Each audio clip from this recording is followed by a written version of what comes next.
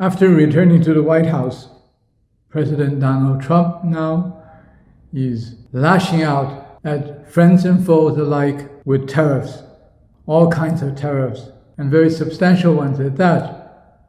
For example, now the tariffs on Chinese-made products are 20%.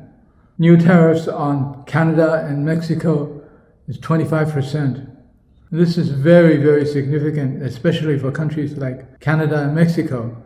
And, of course, duties on aluminum and steel that's imported. So what we have is a situation in which President Trump, his administration, is lashing out at everybody, at China, at close neighbors, Mexico and Canada, and threatening all kinds of tariffs now on the Europeans as well. Imposing tariffs, the objective is actually to improve the competitiveness of U.S. manufactured products. And the main problem the U.S. faces is it's not competitive. So you raise the price of all those that's produced elsewhere so that you can protect your industries or to improve its competitiveness. Does that solve the problem? No, it doesn't. The deindustrialization process that's been taking place in the U.S. over the last several decades makes it not competitive on a global basis. I think putting tariffs on imported goods is actually protectionism. It doesn't enhance the efficiency of your own enterprises. It actually encourages them to not seek greater efficiency, encourage them to sit under the protective umbrella of the government, using its bullying force against other countries, instead of improving your manufacturing efficiency and a more rational and responsible supply chain. Would it also reduce the trade deficit of the U.S.? Since the launching of the trade war by the U.S., has it reduced the trade deficit? No, it has not. The composition might have changed in terms of which countries are the major deficit builders or makers.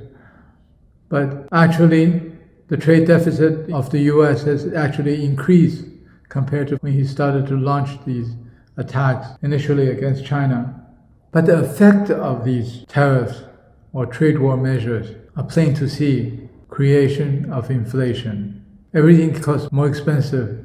You either buy uncompetitive ones that's made domestically in the US, or you pay for imported products plus the tariffs that's imposed on them.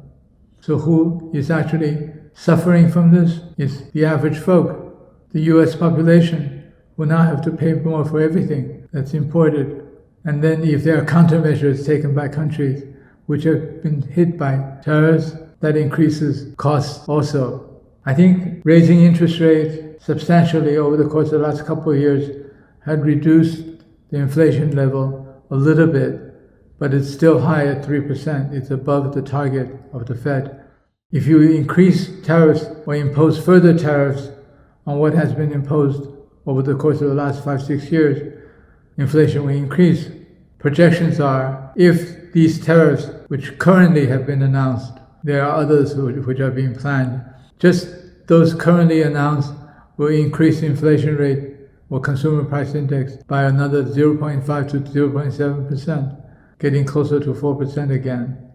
People will suffer, and there will be a lot of complaints against the administration. I think despite what President Trump had announced, I think maybe the bark is stronger than the bite. Maybe he's actually just creating chips for negotiation with his close allies. But certainly, I think the Canadians are taking it very, very seriously and have put together a program of countermeasures that will be put in place, which will also threaten, again, trade between the two countries in a very serious manner.